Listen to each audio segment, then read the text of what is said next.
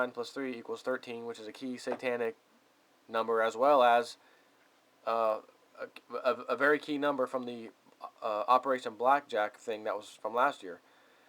If the day equals 22 and the year equals 2010, what is the month? Nines can be inverted, so it could be 6. But again, it could be 9. Who knows? So the date could be 22nd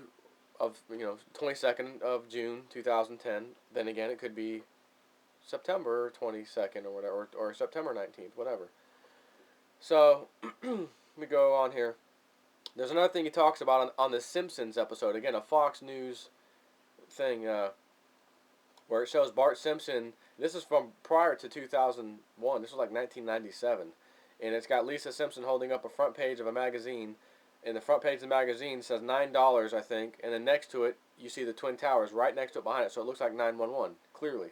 And then Bart Simpson has a big stack of money, and he's holding it in front of the 911, like laughing. Whatever. Coincidence. Okay. So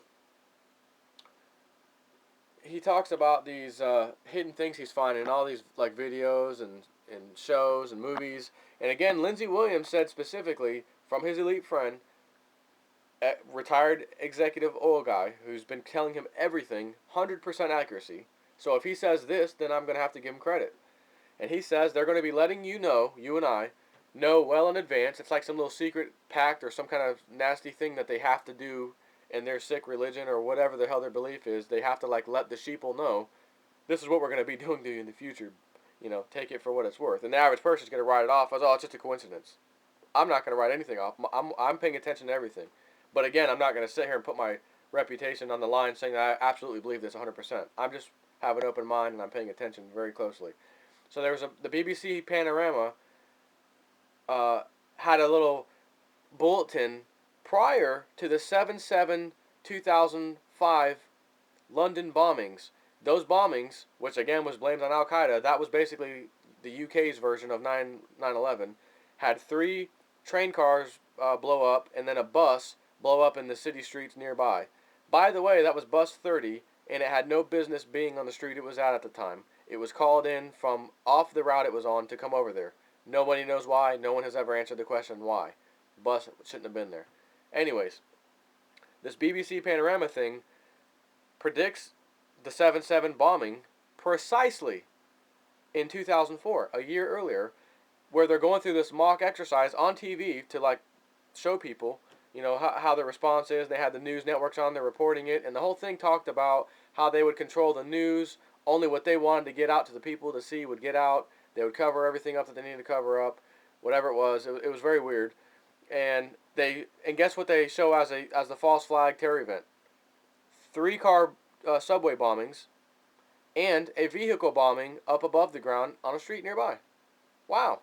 You couldn't write this stuff. You couldn't make this up. The possibility of that being a year in advance, and then all of a sudden the terrorists decide to do the exact same thing, T for T, on there. No way. So that's one thing. Then there's a show on Fox called The Lone Gunman. And on there, this was before 9/11 again. Matter of fact, 2 or 3 months before 9/11, by the way. The Lone Gunman. Go look it up on YouTube. It shows these guys who figure out that there's going to be an airplane, commercial airliner, that's going to crash into some buildings. Take a guess which buildings. Yeah, World Trade Center. And they're going to go on there, and he tells the guy, well, I think it's his father, who's like this big government guy, and, Dad, why don't we got to call the FBI, we got to let them know. And he looked at him like, son, you're going to let the guys know who know about this, who are going to let it happen. So, no, we can't do that. Well, that's strange. That's a strange allegation in a movie 3 months before 9/11, when in fact the 9/11 Truth Movement says pretty much the same thing. And anyway, so they decide to get on the plane to like sniff around with some equipment for bombs and stuff.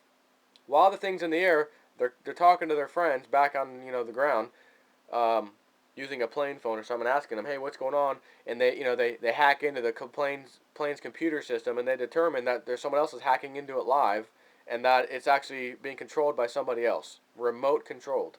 So they break into the cockpit, and they're trying to kick him out. You can't be in here. And the guy shows his badge. Hey, I'm with the whatever department. And he's explaining to them you need to turn this plane off autopilot. Something's wrong. Someone else is controlling it. This plane's going to crash. They're like, whatever, get out of here. So he forcefully pushes the button to turn off autopilot, and sure enough, the co-pilot can't steer the plane.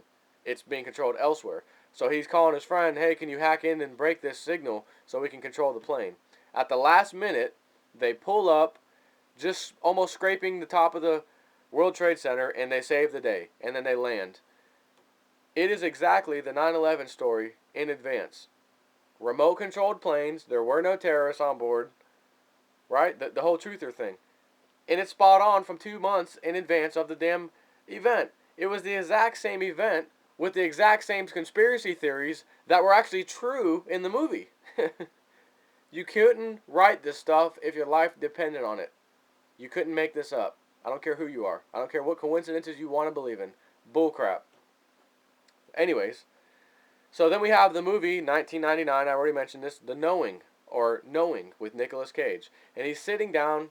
Matter of fact, go onto YouTube and search for Knowing oil platform or oil rig.